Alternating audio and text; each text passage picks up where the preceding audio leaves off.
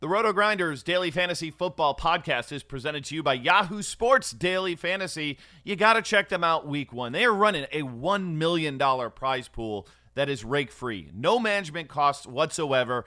And even best part about it, $25 entry, only 10 entry max, and a great payout structure. It is the best GPP week one. You need to check it out for yourself. It's Yahoo Sports Daily Fantasy.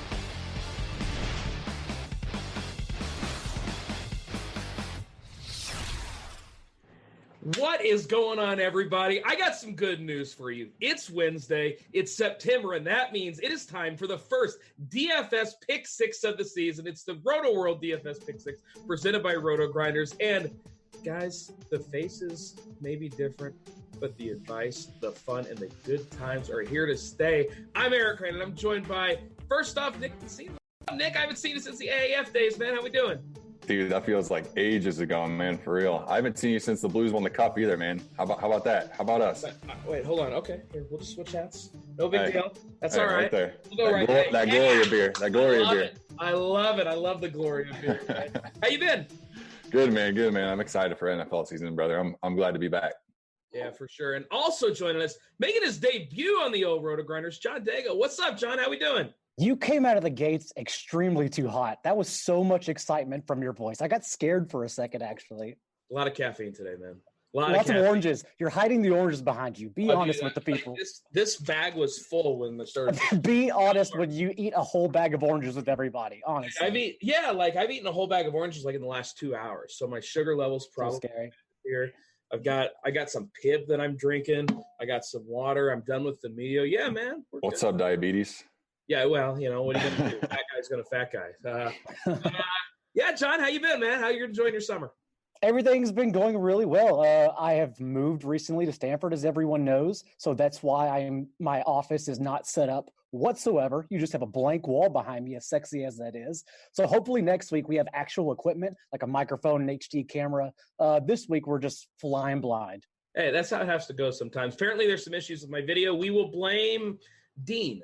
Dean did it. I'm all right with that. Dean, I don't know why you messed with my video like that, but not cool. All right, guys, for those of you who are just tuning in, for those of you who have not watched the Pick Six before, this is how it works. We're going to talk about 3 games. We're going to talk about 3 topics. We're going to go in depth with all of them. And, of course, we're going to be bringing you guys with some of the best DFS advice out there. Let's start off with the game that I'm surprised the line is as close as it is. It's the Chiefs at the Jaguars. Kansas City are 3.5-point favorites on the road, total of 51. So a really high total here for a Jags game. Nick, let's talk about this Chiefs side. Obviously, they're bringing back everybody.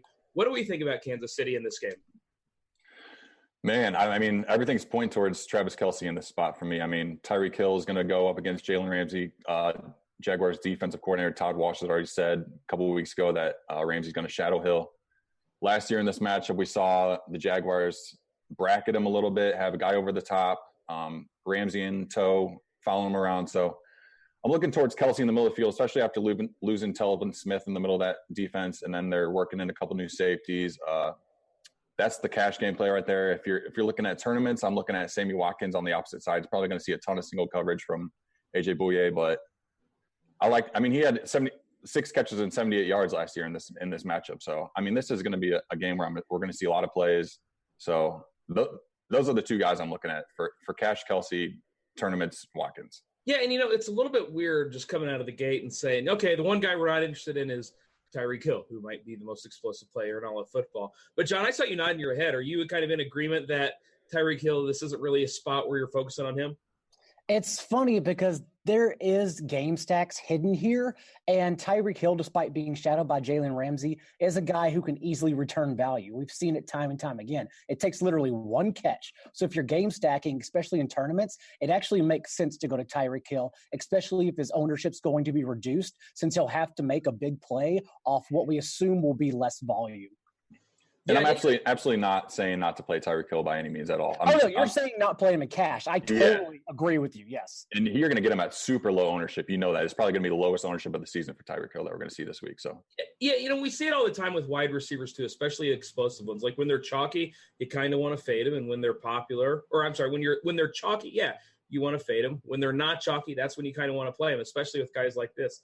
I'm with you guys, and I like Kelce. I like what you said about Sammy Watkins, too. If they're focused on Tyreek Hill on one side, Sammy Watkins, a guy, yeah, sure, he might get hurt during the game. You notice how we didn't talk about Damian Williams at all? Because we're still all so depressed about the LaShawn McCoy signing. I mean, here, let's pour one out for all the Damian Williams. Let's pour one out for the Darwin Thompson shares. We are all feeling so darn good. And, of course, Shady McCoy coming to the Kansas City Chiefs, and they've come out and they've said that he's going to play.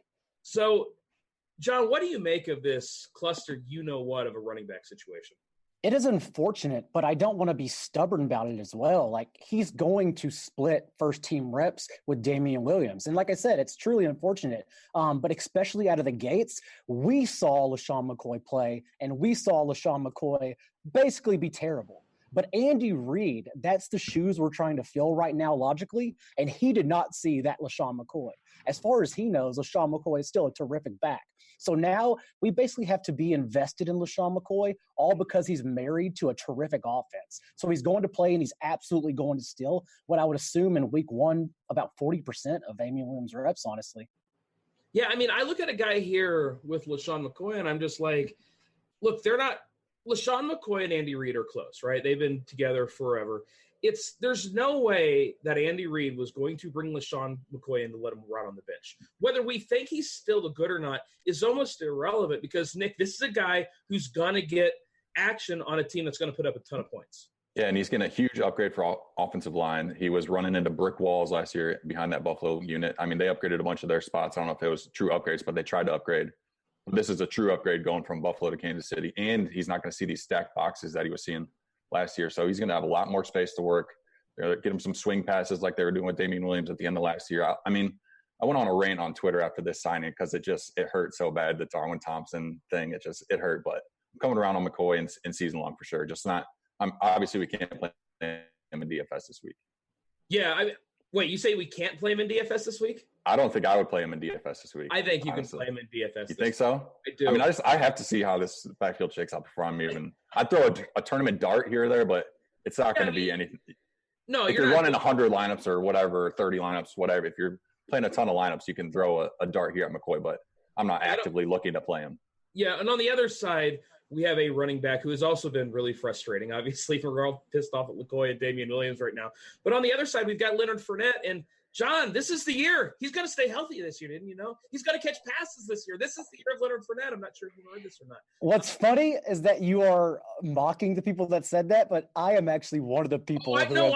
Everybody says this. We're all on it. Everybody. You kids have fun. But just remember that even after week one, no victory laps just yet, because week one sets up for the Leonard Fournette rejuvenation week. We have center Brandon Leonard coming back and starting. We have left guard Andrew Norwell coming back and starting. Fournette was in on 18 of Nick Foles' 19 first-team snaps when they played together in the preseason. Fournette was in on all 4 third downs as a pass-catching back when they played together in the preseason. And now he's facing the Chiefs defense that was 32nd in Football Outsiders DVOA last year. Like, it's going to be a smash spot for Leonard Fournette, which is why I talked about potential game stack options, because I'm looking at Leonard Fournette, and I'm looking at D.D. Westbrook, and I'm looking at Nick Foles. I just need someone to run it back with. All right, you can run. It's the Chiefs. You can run it back with anybody. That's true too. Yeah, I've sort of been in this season-long world for the last few months where I've just been like, I'm not messing with Leonard Fournette. I don't like headaches. The upside, yeah, it's there, but I just feel like the downside is just too much. Well, now we're moving on to a DFS thing, and we're not sitting here worrying about, well, is he going to be healthy for 16 games? Nick, I only need Leonard Fournette to be healthy for one game, and healthy coming in. So talk to me about your take on Fournette, Nick. Yeah, last year in this match of week 5, the Jaguars ran their season high most plays of the season, 83 plays last season. Fournette didn't play in this game, but TJ Yeldon started and played 77 of 83 snaps, averaged 6 yards a carry, and caught 8 passes. So, I mean, if he's going to be on the field every play like we saw in the preseason, and they don't have like a pass down back like Raquel Armstead, Devin Ozigbo, Tyler Irvin, these guys don't seem to be like in the offense right now. So, I mean, if we're going to have Fournette on the field for 85, 90% of the downs, I mean, it's hard not to like him in this spot, especially because teams run plays against the Chiefs because they play fast and they put up points quick. So we're going to see him on the field a ton.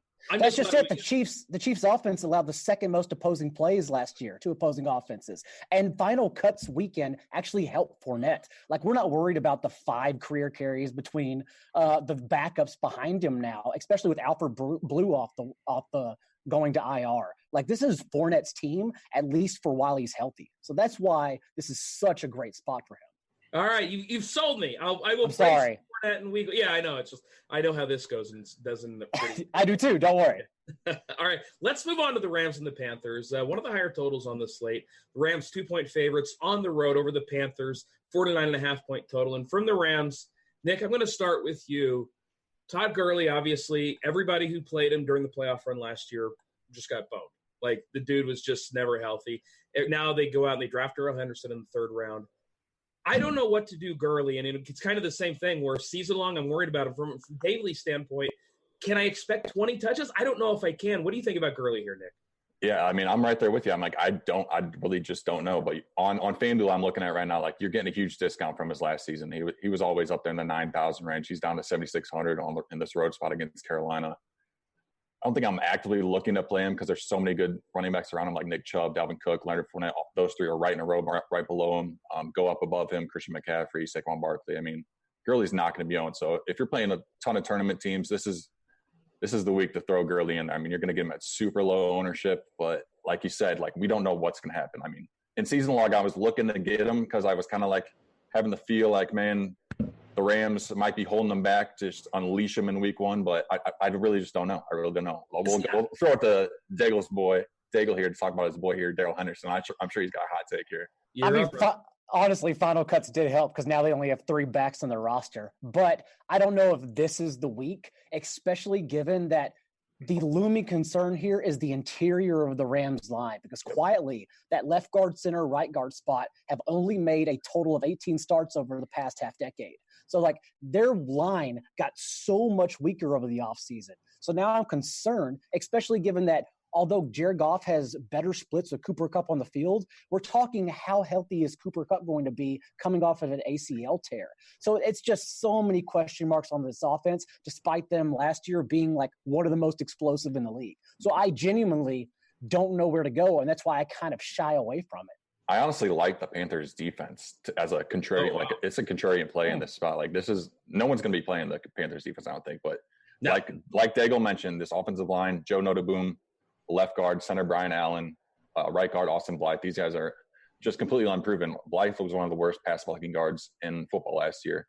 And now they got Gerald McCoy coming at him, K'Wan Short coming at him, Dontari Poe coming at him. Then you got Brian Burns coming off the edge, Mario Addison coming off the edge. I mean, these guys, Jared Goff on the road is just horrible. I mean, this could be a spot where the Panthers rack up some sacks. And if Goff throws a pick six, you're looking money at the Panthers defense right now. Yeah, and I haven't looked at any prices yet, but I would imagine that the Panthers defense incredibly cheap, right?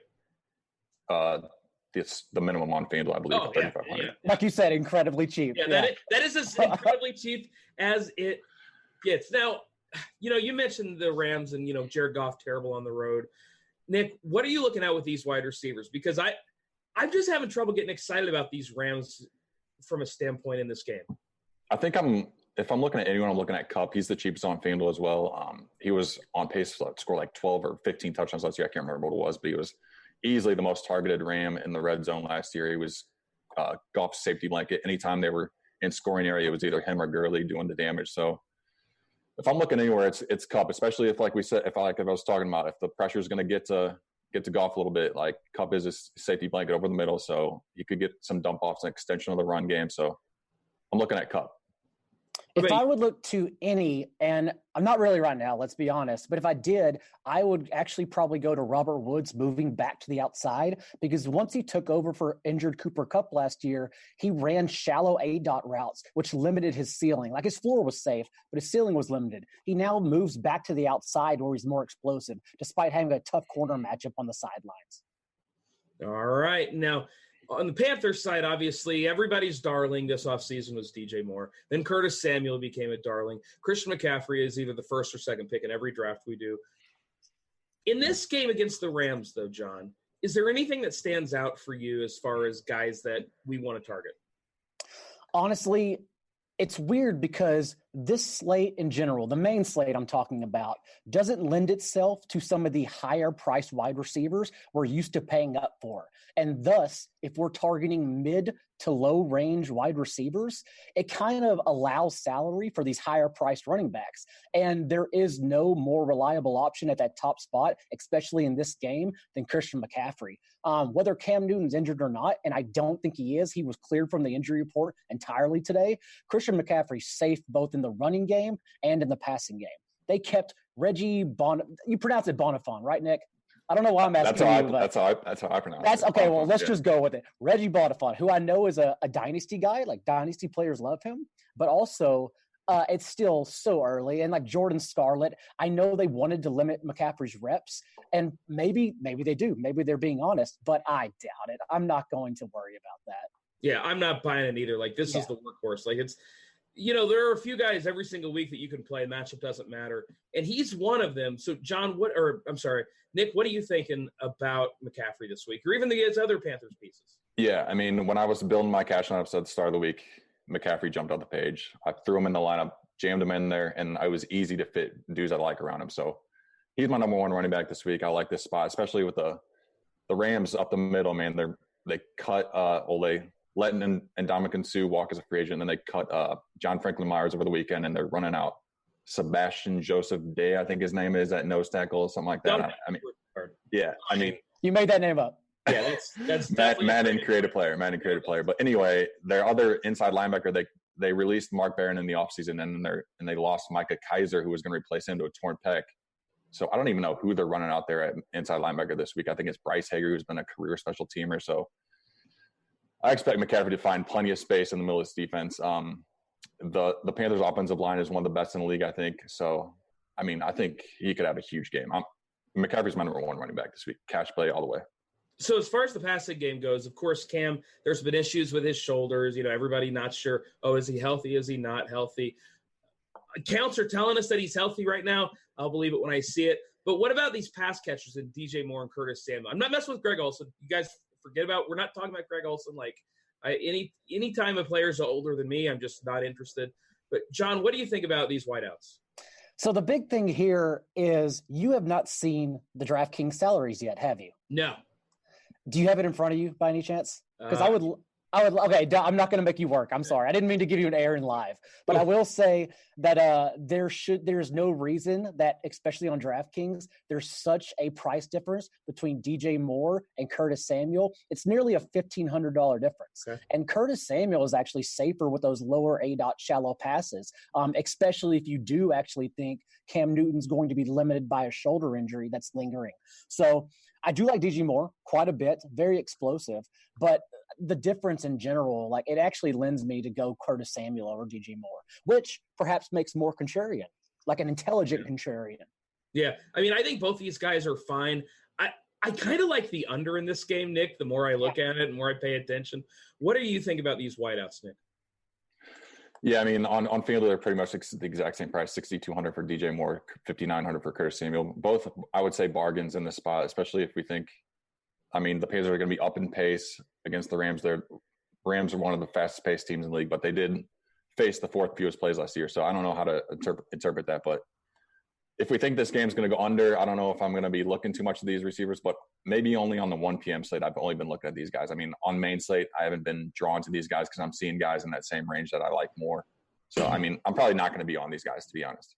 All right, let's move on to the game that everybody wants to stack. Everybody's talking about. It's Tampa Bay. Guys, I'm just going to let you know that we're going to do this show 17 times this year. I would guess I'll take the over on 14 and a half times that we talk about a Tampa Bay Bucs game, because every single time they're on a slate, the defense is going to suck and the offense is going to be airing it out. And that's going to be the exact same thing again at home against San Francisco. The 49ers, 1 point favorites on the road, a total of 50.5.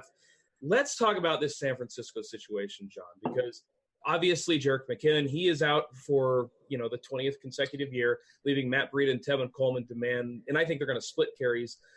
But this is a team that's got a really great run blocking offensive line. They're facing a defense that couldn't stop either of us behind that line. So what do you think about Coleman, Breida? Do you have a favorite, or is it just kind of throw your hands up and hope you hit black or red correctly? I think it was actually pretty obvious Coleman was the starter all along. And Matt Breida is definitely going to sprinkle in. It's going to be 60-40. But I've always been led to believe, and nothing has changed my mind still to this very moment, that it's Tevin Coleman, especially who's going to be explosive in the passing game. The big key here is that I am assuming it is going to be heavy ownership, because we need to talk about this game as a whole. Yeah. Heavy ownership towards the Bucs offense. So that makes the 49ers contrarian, all because Jimmy Garoppolo went 1 of 6 for a pick in a preseason game that no one gives a damn about. Come on. Literally, that is potentially the sharpest play you can make, is just stacking the other side. And then you can go your Chris Godwins, or if you're playing a lottery tournament, you can go your Brashad Perryman, who's going to go get 3 to 4 deep target most likely. But either way, this game opened at 49.5. It's been bumped up since because it's just a wrong line. It was a bad line to begin with. It's going to go over 58. And so you just need pieces in this offense, no matter how you stack on Sundays. Okay, so Nick, what about you? When you look at this game as a whole, we're going to be talking about this piece or that piece, and it's, I always talk about this when the game totals are this high, when the environment's this good. I just want pieces. I don't really give a damn where it comes from. Is there anything that stands out for you on the San Francisco side where you say that's the piece I want? I play all my stuff on FanDuel. I mean, I can't play between both sites. I mean, I feel like if I play on both sites, I'm hurting my chances myself because I'm concentrating on too much. So I play all my stuff on FanDuel. So if in tournaments on FanDuel, I'm looking at Marquise Goodwin at 5,400 as an ideal tournament play in this spot. I mean, I think he's been the most consistent receiver in camp. I mean, he's the only one that hasn't like drawn any talk from Coach Kyle Shanahan. He has a good connection with Jimmy Garoppolo from their previous time playing together. So, and then the Bucs cornerback unit is one of the 2-3 worst in football. They don't have much of a pass rush after losing Jason Pierre-Paul, cutting Gerald McCoy. They lost Vita Vea to a torn LCL, I believe. Goodwin, man, if he can hit a bomb over the top and like we think this game's going to shoot out. So, I mean, there's a pretty good chance he's going to catch a deep ball. So if I'm playing tournaments, I will throw in Goodwin in some. Goodwin's an interesting ancillary piece because he nearly had a 27% target share and those final 6 starts in 2017 with Garoppolo healthy. So now with the uncertainty surrounding the 49ers receiving core, like that's a guy who's likely going to be on the field more than they wanted or expected. And so in this week 1 game especially, like that's very enticing. I think he's going to play the most snaps of these receivers. I don't know if they're even going to dress 4, maybe 3 receivers in this game because Jalen Hurd's out. Jordan Matthews was cut, I believe. Trent Taylor's out. So they don't have a whole lot going on here. And Dante Pettis was limited today. So I don't know. We'll see what happens. But I like Goodwin as a tournament play. I am still a believer in Dante Pettis. And I know that, Shanahan's just been crapping on this guy all off season. But it's just impossible for me to think that he's not going to have a big role in this offense. And, of course, George Kittle, we bury the lead here. George Kittle, of course, is a great play. I want to make sure you guys all know that. Tampa Bay side, they're all great plays too. This game is going to be played at just a lightning fast pace. Chris Godwin, he's somebody that it's everybody's darling. I don't blame people for loving him. I'm going to love him. He's going to play the slot in the Bruce Arians offense. Of course, we're going to like him. Mike Evans, of course. I think O.J. Howard's going to be a top 2 or 3 tight end this year. John, what do you think about this Tampa side? Yeah, I mean, we like them, obviously. It's funny because O.J. Howard, who's probably going to play a career-high slot rate, is the contrarian option compared to George Kittle. Like, just by dropping down and going O.J. Howard over Kittle, you can still gain amazing exposure towards this game.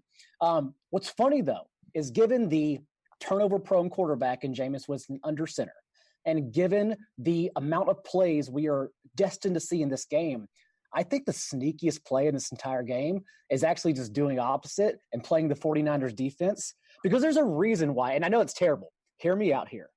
Okay, I got to hear this one. The Chiefs' defense wasn't good last year. They were awful, and yet they finished as fantasy's number 4 defense because they just played in high-paced games. And now we're getting, like I said, turnover-prone Jameis Winston, and we're going against a mass number of plays. That gives us a terrific opportunity for defensive scoring. And that's 2,200 on DraftKings. That's my tournament case. I'll drop the mic and picked off 2 passes last season. Didn't sign anyone in the secondary. Didn't add anything in the secondary. Very bad. Oh, they added a few players. Actually, what did they add in the secondary? They secondary was Jason Verrett, and then he's not even going to play. And Quan Alexander went there in the middle of the field, right? Quan Alexander sucks. Yeah. Yeah, your boy Quan's there, Eric. Yeah, well, freaking Quan, man. Hey, guys. Yeah. Here, really quick. Nick, do you have any interest in the Tampa Bay running backs? Absolutely not. All right. We can move on from there. Yeah. You're going to be fine. Any of these pieces, guys, you're going to be doing just fine. All right. So I want to kind of move on to something. And this is, you're hearing us talk. This player went here, new coaching staff here or there, et cetera, et cetera. And this isn't normally something we talk about on this show, but I want to kind of point out some schematic changes that have gone on within the NFL. Obviously we're talking about Bruce Arians going to Tampa Bay. They're going to go from throwing a lot to throwing a bleep load. John, what are some of the scheme changes that you're really looking at this year? I think the obvious one is Arizona, especially because they hid everything from us in the preseason. We got absolutely nothing, which for some reason allowed Kyler Murray and Christian Kirk and David Johnson's ADPs to dip throughout the preseason. But it was such an obvious buy low situation because we don't know. And I am just assuming they're going to come out of the gates firing. It's a terrible spot, actually, against the Lions in week 1.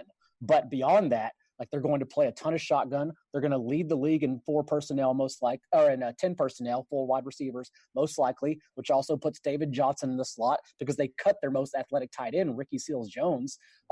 It's going to be super interesting to watch that offense play, especially because we know the hike in their play volume is going to benefit both them and the opposing offense, especially without Patrick Peterson the first 6 weeks for the entire year. Yeah, you mentioned Peterson missing the game, and I think that a lot of us are going to be playing Galladay for that exact reason. Nick, what's one of the major scheme changes that you've noticed that you're really paying attention to this year? I think Dallas this week, especially Kellen Moore taking over as offensive coordinator, is something I'm really excited to see. We know nothing about this guy as a play caller except for what we saw this preseason. Like he came out of retired from football, was a position coach for a year, and then all of a sudden became an offensive coordinator for one of the best offenses with most talent: Amari Cooper, Dak Prescott, Zeke Elliott, even Michael Gallup this year. Everyone's talking about him, liking him as a second-year breakout player. So I'm excited to see them this Sunday afternoon against the Giants. More pre-snap motion, not standing still, not calling runs on every first down, second down. That would be the scheme I'm probably most excited to see this weekend. Yeah, the one I'm really looking forward to is maybe not looking forward to, but the one I've been paying most attention to is what's going to happen in Minnesota. They brought in a coaching staff that just all they want to do is run the ball. And Dalvin Cook's the guy who's one of my highest owned in best ball and season long, et cetera, et cetera. And John, is there any reason to think that this Minnesota team isn't just going to hand the ball in Dalvin Cook's belly 20 times? Just wait until you see salary Sunday. You're going to realize he has quite a bit of ownership this week. That's I don't care. I might just lock him in. Yeah. If I like a guy, I'm just going to go overweight him. I don't care. But, assuming he's healthy. I mean, that's always the question. But I have no reason to believe, especially off an ACL, healthy now from an ACL, that he's going to be just fine this year. Alexander Mattison, the question is, how much of standalone value is he going to have baked in? And if Dalvin Cook, this is a conversation for another day, but if Dalvin Cook goes down, does Mike Boone just outright outplay Alexander Mattison? Because all Mike Boone does is make plays in the preseason. Every single time we see it, and yet they are so stubborn that they drafted Alexander Mattison entirely too early. They're just going to keep him as the number 2 back. So Dalvin Cook, good to go. Mike freaking Boone, man. That dude in the preseason just he's fun to watch. Oh, yeah, every single time. Anything else that you wanted to talk about here, Nick? Is there any other, scheme changes that you're paying attention to? And we were just talking about the Vikings just now. I mean, Stephon Diggs missed practice today with a hamstring injury. So I think if he sits this game somehow, Adam Thielen, man, looking real nice. I mean, this offense is so thin. It's Cook, Thielen, Diggs. And if one of them misses, like one of the receivers misses, Thielen and Cook are just going to eat. So, I mean, I'm excited to see kind of see what Diggs practice reports look like the next couple days. And that means that 3 wide sets become Chad Beebe and Josh Dotson with Stephon Diggs? Oh, I'm sorry, with Adam Thielen? Yeah, I mean, Olave Johnson is the only other receiver on the roster. So, I mean, yeah. Or Herb Smith is going to play in the slot. I don't know what's going to happen. You guys better get ready for Chad Beebe Chalk Week. I'm just saying. We're never ready for Chad Beebe Chalk. Yeah, I don't think we're going to be doing that. One more quick one, actually, because we're not going to know on week 1 because it's such a disaster matchup. But Cincinnati's going to be interesting to watch. It's just a matter of, like I said, Seattle, it doesn't work out well. 3 offensive linemen are done for the year with them, assuming Jonah Williams doesn't come back. Cordy Glenn's still in concussion protocol, so they're probably starting 32-year-old Andre Smith against Jadeveon Clowney. He's not going to be pretty. He's 30. He's like 38. He's been in the league for 31 years. So Jesus. We're not going to know anything, but I think Zach Taylor's offense to watch there is going to be interesting once we get out of week 1. I wish I would have shaken the hand of Sean McVay at some point, because then I would be an NFL head coach. That's how this works, right? Like that actually is how it works. You'd at least be like an intern or something by now. Yeah, you high five at somebody. Excuse me, sir. Would you like this Diet Coke? And immediately, boom, you get to coach the Miami Dolphins. You could have certainly afforded 2 bags of oranges instead of just 1 to eat. Maybe they'd have hired you as like the St. Louis Battlehawks coach this year, Crane. That's it. What's your take on the Battlehawks? Is that a terrible name or a good name? I like it, man. I like it. A lot of people like it. A lot of people just despise it. So I like it.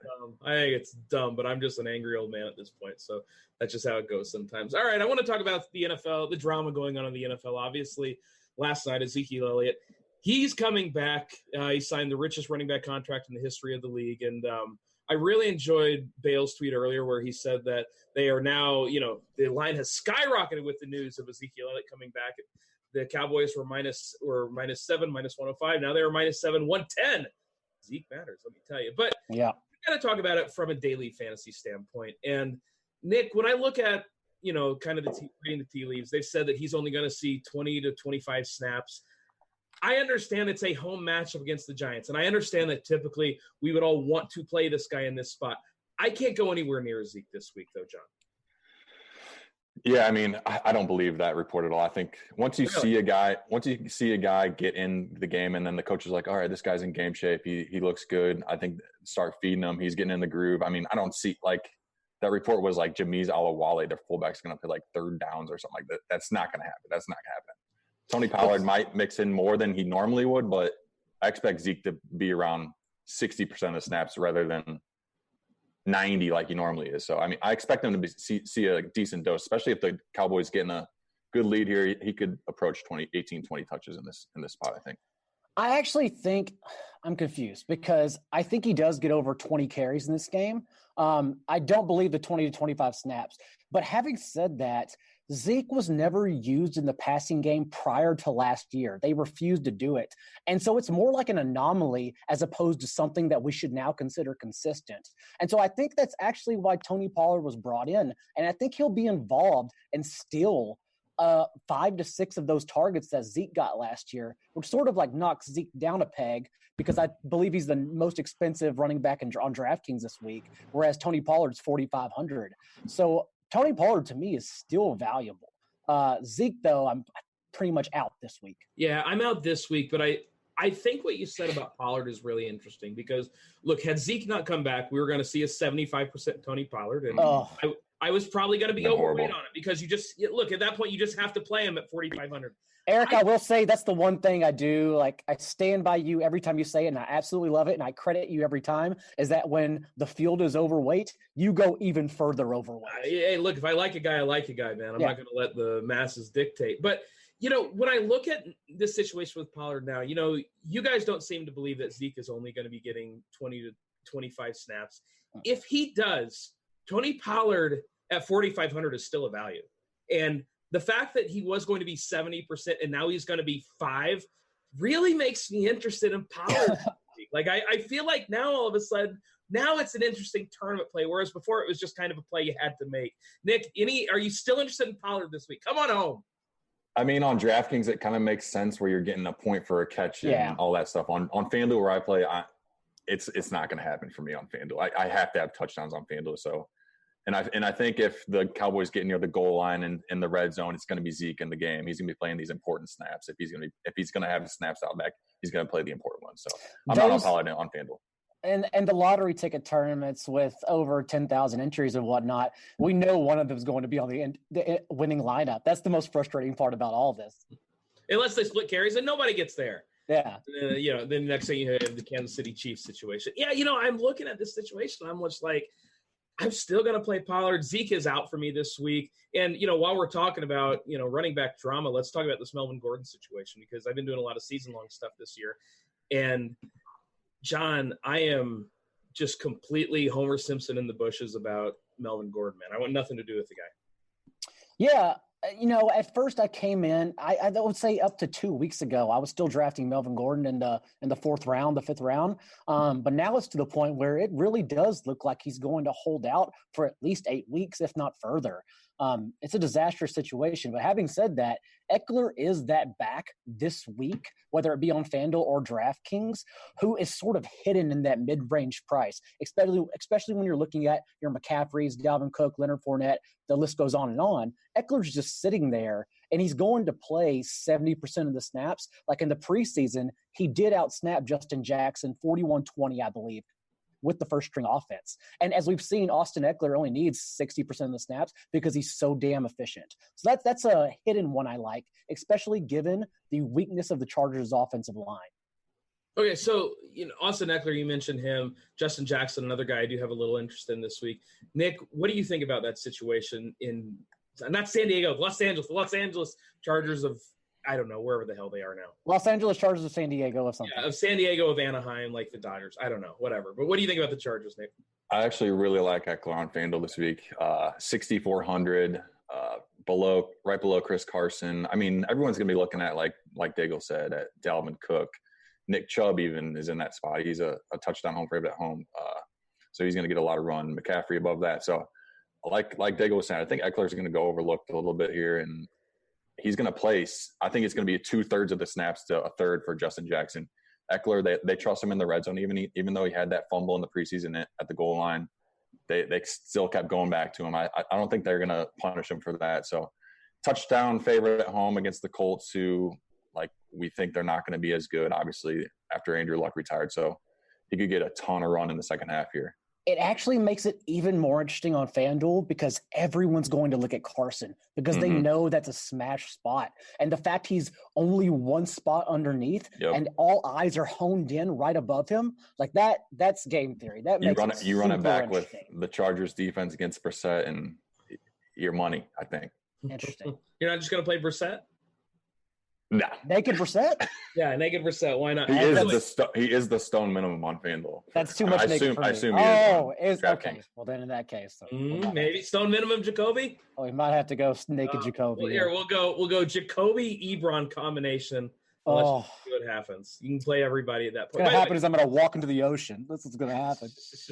You say Ebron, no Derwin James in the middle of the field. I mean, Ebron right there. No, I'm not on it. I'm not on it at all. You're not on the Jacoby throws like a quarter of his passes to the tight end? No. You're not? No, I'm buying it. I want a little bit of Jack Doyle, honestly. A little bit of Jack Doyle. Okay. By the way, our chat has officially lost its collective mind. The chat is in agreement that Frank Gore is a better play than Tony Pollard this week. That they're out of their damn mind. Although I love all of you, you're out of your minds. Yeah, you'll get used to that. Don't worry. I'm with the chat pretty much. I'm not on Tony Pollard whatsoever. You're on Frank Gore more. I'm not on Frank Gore though either. That's the thing. I'm saying Frank Gore is a substantially better play than Tony Pollard. Frank Gore could outtouch. A massive stretch. Frank Gore could and will outtouch Tony Pollard, but that doesn't make him a better player. What, 8-5? Yeah, something like that. I'm just saying I will take 5 Tony Pollard carries before I'll take 8 Frank Gore carries. Exactly. I'll take 5 Tony Pollard targets before I take 15 Frank Gore carries. Maybe not that much. I'm sorry. That was hyperbole. That got a little fight. Okay, maybe. All right, let's talk about tomorrow night's showdown slate. Thursday night football. It's first game of the year. Green Bay at Chicago. Bears 3.5-point favorites. Total is 46.5. And of course, we got Aaron Rodgers here. We got him on the road against the Bears defense that I don't know about you, Nick, but I don't think it's going to be as good as last year. What do you think about the Bears defense this year? I've been on this train all year. Bears are going to finish in last in the North this year. Last in the North. Calling it right now. Wow. The Detroit Lions might have something to say about that. Yeah. I mean, it's pretty bold, but I just don't think they're any good, honestly. I mean, their defense is good. It's just not going to be – it's not sustainable. It was like we saw with the Jaguars when they went to the AFC Championship game. Bortles is their Trubisky. I think it's going to play out similarly. I think they're in for a rude awakening up in Chicago this year. The NFL is lucky it's week 1. Otherwise, we would not be excited about this game whatsoever. Right. It's not pretty. It's going to be slow. It's going to be sluggish. Aaron Rodgers doesn't cover on the road pretty much either. I think it's like 80-20 in favor of the road when Aaron Rodgers travels on the spread. It's not pretty. So Anthony Miller limited in the slot. I don't know where the hell Trubisky goes. I guess I'm excited to watch David Montgomery, but other than that, man, week 1. You're just like, you think it's going to be like some 17-14 clunker. So you talked about Chicago's defense, who is in store for regression. Like, we know that turnovers aren't sticky. They don't carry over year to year. So despite having the midway monsters back, they still are going to face like negative regression. So what do? And now we have Matt LaFleur's offense, who I'm very curious to watch. But at the same time, like, Aaron Jones, is he healthy? Is he going to get all the carries? Where do we go? Yeah, man, I don't know. Like, I'm trying to sell it, Eric, but I don't know if I can. You just can't get excited. I understand. That's how it goes sometimes. So as far as, just plays that you might be looking at in this game, Nick, where are you looking? Well, on FanDuel in their showdown slate, there's this tournament where they give $250,000 share to whoever scores the first touchdown in this game. So in the captain spot, you have to have him, and I'm throwing Anthony Miller in there. I don't think he's going to be heavily owned, and he gets probably the best individual matchup of the Bears receivers against 36-year-old slot corner for the Packers, Trayvon Williams. Like you said, Miller was out for most of the summer, recovering from shoulder surgery over the offseason. Then I think he had an ankle injury, I believe, right, Diggle? I think it was ankle, something like that. But anyway, he didn't practice very much. Super cheap on FanDuel at 9,000 on the showdown slate. So I'm throwing him in the captain spot, and I'm hoping Trubisky runs for some yards, maybe runs for a touchdown, hits Allen Robinson over Jair Alexander a couple times. Not excited for this game, though. Wait, hold on. You're not going to throw any Mike Davis in the captain? Go like super. That's Diggle's. That's Diggle's. Hey, to me, if they're giving away $250,000, I'm willing to gamble on Mike Davis in that spot. Hey, yeah, that's true. Yeah, you make a good point on that. Mike Davis is my guy, but it was only because their ADPs were so screwed up throughout the offseason. As Eric knows, like when it's a three-headed committee and one guy's going literally 15 rounds later than the other guy, you just draft the one getting 30% of the snaps. It's that easy. Yeah, so I'm still playing him in fantasy. If FanDuel's giving away that, I'm going to go ahead and play some Mike Davis in the captain spot. If J.D. McKissick can win total like $40K, I'm playing all the Mike Davis. I don't even care. J.D. freaking McKissick. I'm glad we got our J.D. McKissick reference in this. J.D. Riddick now. J.D. Oh boy. Oh yeah. Poor Theo. I feel bad for Theo. Poor Carry-On. What are you talking about? Seriously. All right, guys. We're gonna get off here. It's been a lot of fun, everybody. Chat, thank you for joining us. John, how was the show, man? How do you enjoy being here? Well, Tony Pollard outscores Frank Gore. I know that much, but other than that, I think it went really well. People don't know, but like this is the first time all three of us have sit down to actually like have a DFS conversation. We've yelled across the room at each other before, but like an actual one-on-one. And so I hope it went well. I hope people learned some stuff. Yeah, we'll see what happens. At least we had fun doing it. That's all that matters. Hey, this is going to be all season, guys. We're going to be having a good time. Nick, any last thoughts on the slate for you? Not really, no. I think we covered most of what we want to talk about. We didn't talk about any quarterbacks, so you guys are on your own with that one. Hey, I mean, look, guys, do you want the quarterbacks? Either go really cheap or go with the games with the giant totals. Like, this is not rocket science. Or find the guys that run the ball. But just play Lamar Jackson, right? Lamar Jackson season. It's Lamar Jackson or naked Jacoby, obviously. Or naked Jacoby. Oh, we talked about it. Oh, man. Is there a new Kobe Flaner? Is that what's going on? I don't know. Guys, we got to get off here. I want to thank Nick and John for joining me. I'm Eric. Thanks for watching, everybody. We'll see you all next week. Peace.